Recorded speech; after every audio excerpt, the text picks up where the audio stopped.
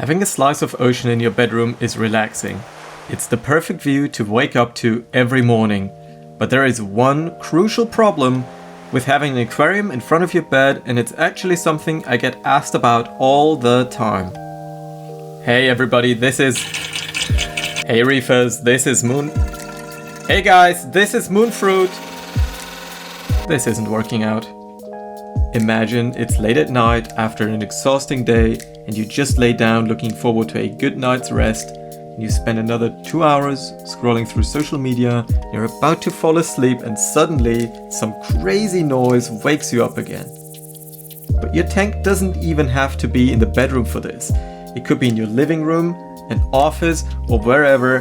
Doesn't matter where you decide to place your beautiful piece of living art, you just simply can't enjoy it because the only thing on your mind is that annoying humming, that never-ending gurgling, or some other audible distraction. And if you can relate to this, you've come to the right place. I'll show you all the different noises my tank makes, where they're actually coming from, and I'll share my solutions on how to quiet things down. But before I start, do you ever get noise complaints about your aquarium? Let me know in the comments down below. The first obvious source of unpleasant sounds on my aquarium is the overflow. It can cause problems ranging from a minor trickle to unbearable gurgling. Either situation is most likely caused by the water level in the overflow box not being set correctly. I should mention at this point that I run the Herbie overflow method, which is super quiet. There's a great guide about it on GMAC Reef, I'll put a link to it in the description. And now to fix the issue, you just have to increase or decrease the water level in the overflow box, and I highly recommend to use a gate valve for this because it makes fine-tuning so much easier. Should the water level be set correctly but there is still a faint sound coming from the drain pipe, a simple lid can be double beneficial by keeping noise in and fish out. While not the biggest issue, quite annoying is my calcium reactor solenoid valve that produces a high-pitched click every time it opens multiple times throughout the day. Removing it from any surface that might amplify the sound and zip tying it to a solid object with a piece of pool noodle or a sponge or a styrofoam in between can greatly reduce the high pitch and volume of the click it makes. Very annoying was the original doser of the calcium reactor, which you couldn't program in any way. It just turned on every now and then and it creates this very unpleasant mechanical grinding noise. I have since replaced it with a much quieter and programmable unit, which now runs at a continuous but much lower speed.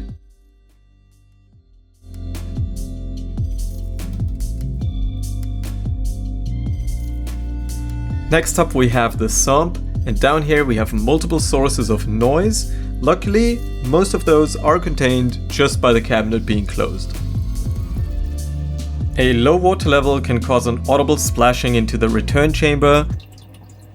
Usually this is taken care of by the ATO by simply holding the water line at the correct height. The process of the ATO refilling the water can be quite loud, especially when the tube is not positioned correctly. I like to aim the tube against the glass of the sump or place it in a way where the water doesn't drop very far. Sometimes very often, I like to forget to refill my ATO reservoir, which then causes the return pump to suck in air, which is honestly one of my most hated noises that can emanate from the tank. So always making sure the reservoir is topped off is a priority. Other than in that situation, I usually don't even notice the return pump is running.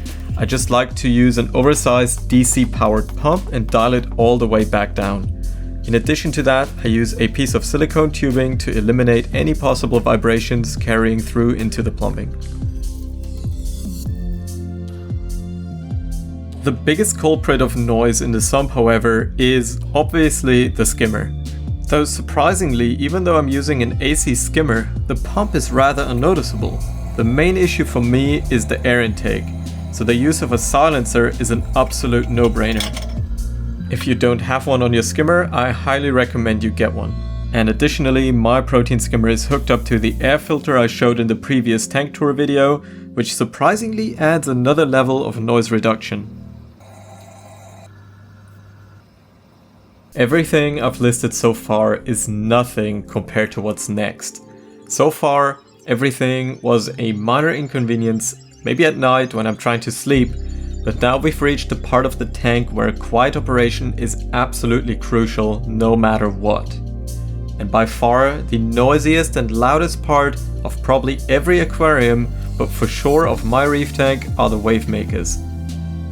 They are not exactly something you can just not have, right? So you always need them, and recently I've been struggling a lot with my two pumps. First off, the Jare wave maker. It's actually really quiet even in the pulse mode, but the calm always comes before the storm, as they say, and when the pump gets dirty, which happens really quickly, that does not only affect the performance, it also attracts all the snails who would like to clean it. And those tiny dove snails, which are all over my reef tank, always somehow end up getting stuck in one of the propellers, which is the single worst thing that can happen in the middle of the night. And that has actually happened so often now that the pump just had to go. And even though I love my Vortec pump and I run it on a very silent constant mode at night, in my specific use case where I like to create a wave motion throughout the day, it is very unfortunate that the pulsing mode of the MP40 is so ridiculously loud. That's partially because the pump is turning off and on all the time, but it's also because my tank has a stacked glass panel in the back that amplifies the noise to the point where you can hear it throughout the whole house. This was actually an issue I was just accepting for the longest time now, but I reached out to Tunzi and they provided me two of their brand new Stream 6105 Eco pumps, and I'm gonna be honest, I mean they barely use 11 watts at full speed. You can already guess that these are the most silent wave makers I've ever not heard. Even at 100% and a fast pulsing mode and on the problematic back panel, they're almost impossible to even hear.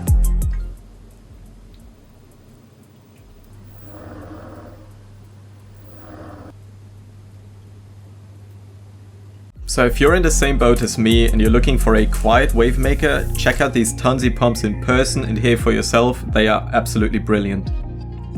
Those were the loudest and most annoying noises my aquarium makes, and I hope that answers your questions. And now that the tank is finally dead silent again, even during the day, it actually helped me study and focus on more creative tasks like creating more videos for you guys. So subscribe to not miss any of my upcoming videos. And if you haven't yet, let me know in the comments down below what the loudest piece of equipment in your tank is. So thank you so much for watching, and I'll see you in the next one.